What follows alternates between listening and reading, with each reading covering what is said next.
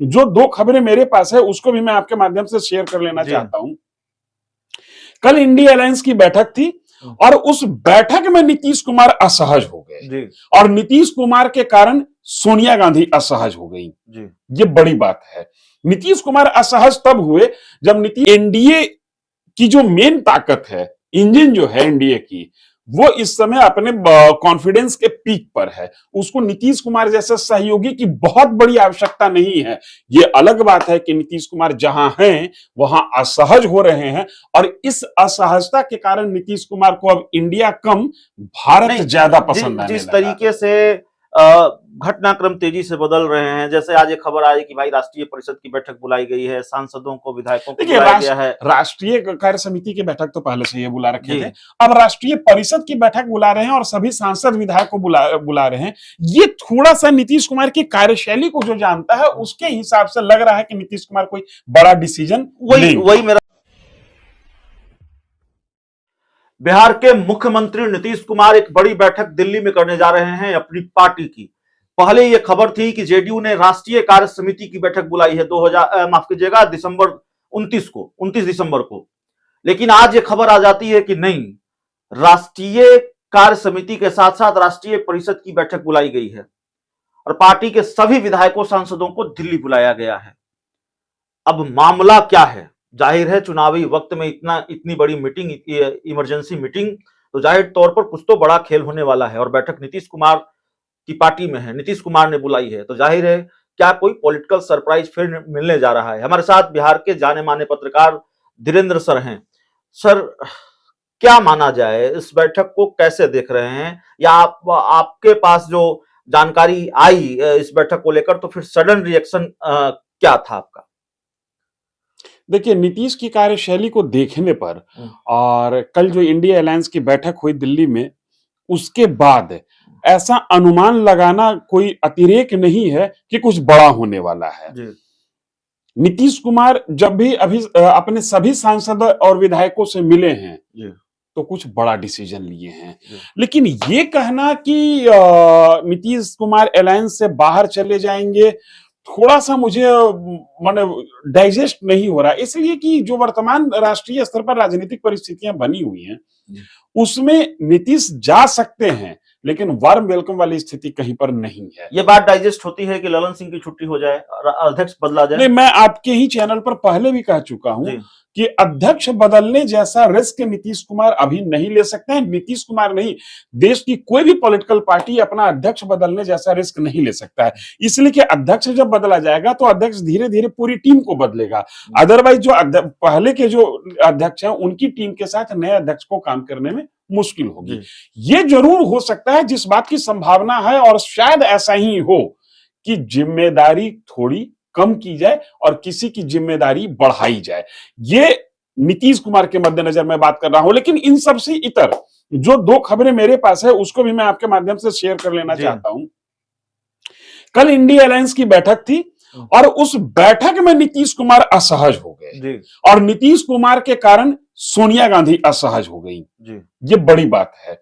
नीतीश कुमार असहज तब हुए जब नीतीश कुमार ने अपना भाषण शुरू किया और डीएमके की तरफ से यह टोका गया कि सर बालू, मुझे इंग्लिश में ट्रांसलेशन इसका चाहिए। नीतीश कुमार भड़क गए।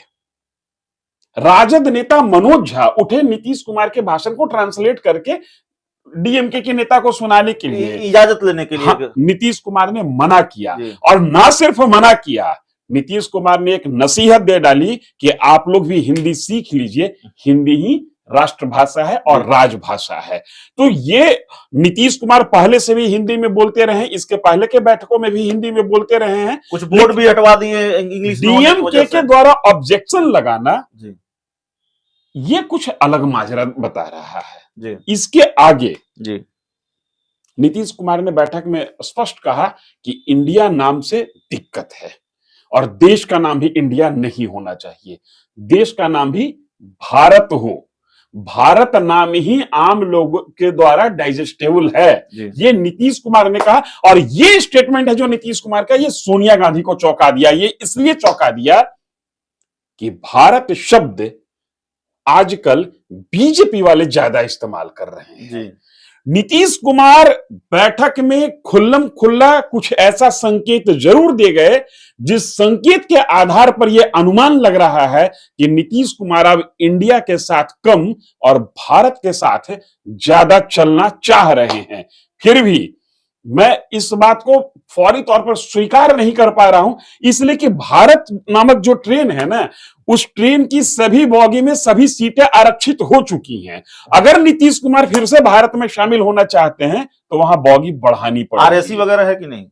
नहीं, आरएसी वगैरह आरएसी भी नहीं है, सीधे इनके लिए बोगी बढ़ाना पड़ेगा। और ये जो 5 राज्यों का विधानसभा चुनाव हुआ है, जो इसको सेमीफाइनल के तौर पर लिया जा रहा है, इस सेमीफाइनल के बाद एनडीए की जो मेन ताकत है, इंजन जो है एनडीए की, वो इस समय अपने कॉन्फिडेंस के पीक पर है। उसको नीतीश कुमार जैसे सहयोगी की बहुत बड़ी आवश्यकता नहीं है। ये अलग बात है कि नीतीश कुमार जहां हैं वहां असहज हो रहे हैं, और इस असहजता के कारण नीतीश कुमार को अब इंडिया कम भारत ज्यादा पसंद आने जिस लगा। तरीके से घटनाक्रम तेजी से बदल रहे हैं, जैसे आज एक खबर आई कि भाई राष्ट्रीय परिषद की बैठक बुलाई गई है, सांसदों को, विधायकों को बुलाया गया है। राष्ट्रीय कार्य समिति की बैठक तो पहले से ये बुला रखे थे, अब राष्ट्रीय परिषद की बैठक बुला रहे हैं और सभी सांसद विधायक को बुला रहे हैं। ये थोड़ा सा नीतीश कुमार की कार्यशैली को जो जानता है उसके हिसाब से लग रहा है कि नीतीश कुमार कोई बड़ा डिसीजन वही मेरा सवाल है कि आमतौर पर खेला जो होता है वो खरमास के बाद ही होता है। हाँ। खरमास में ही खेला हो जाएगा क्या?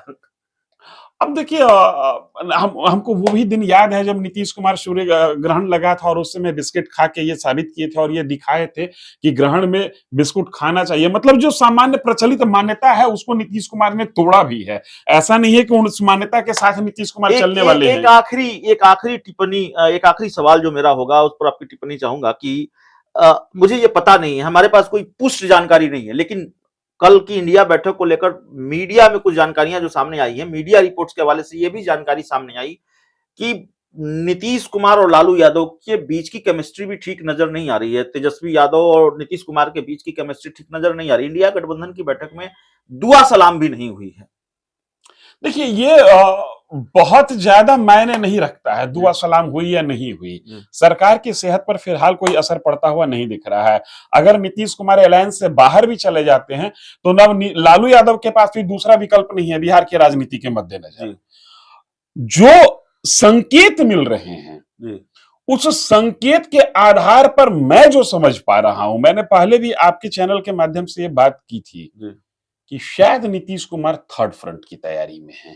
और ये थर्ड फ्रंट की जो तैयारी है, ये थर्ड फ्रंट का जो गठन होगा, ये कॉन्फिडेंस में होगा। मतलब सबको साथ लेते हुए ये थर्ड फ्रंट की तैयारी करेंगे। नीतीश कुमार लालू यादव के साथ असहज हैं, ये बात कम है। कांग्रेस के साथ असहज ज्यादा है, ये बात सही है। तो चलिए, इस पूरी रिपोर्ट में, इस पूरी चर्चा में इतना ही। बहुत बहुत धन्यवाद।